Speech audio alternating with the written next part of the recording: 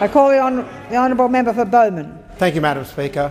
My question to the Prime Minister: will the Prime Minister update the House on action the government is taking to protect Australians from the threat of foreign fighters? I call the Honourable the Prime Minister. Well, Madam Speaker, I do thank the member for Bowman for his question and for his interest in these issues. And Madam Speaker, as citizens of a peaceful democracy, Australians are naturally reluctant to reach out to overseas conflicts, but sometimes, as we have sadly discovered, these conflicts reach out to us. Madam Speaker, there are at least 60 Australians that we know of fighting with terrorist groups in the Middle East. There are at least 100 Australians that we know of supporting those terrorist groups with recruitment or financing.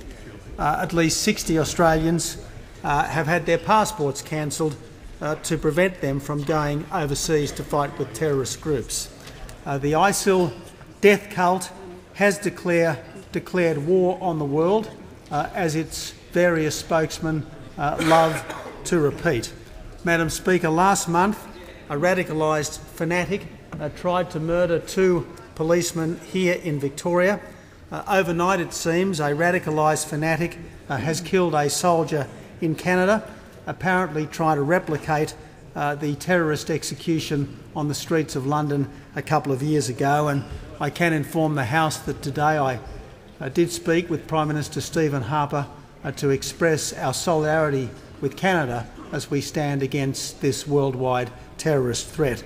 Now, Madam Speaker, the government has committed a further $630 million to strengthen our security agencies, and we have introduced foreign fighters legislation to make it easier to keep returning terrorists in jail. Madam Speaker, I welcome the report of the Joint Standing Committee on Intelligence and Security, and I thank its chairman and its deputy chairman, the members for Wannon and Holt, for their work. The government will adopt all 37 of its recommendations, particularly the last one, that the Parliament pass the amended bill. And I hope that that will happen in this sitting fortnight. Madam Speaker, I do thank the Leader of the Opposition for his steady and consistent support on national security. We do disagree on many things, and I dare say our disagreement will be evident again in 36 seconds' time. But on national security, it's best that the government and the opposition stand shoulder to shoulder together, as we have thus far. I have 3 key messages for the Australian people. First, the government will do everything we reasonably can to keep Australians safe. Second, that all our efforts are directed against terrorism, not religion.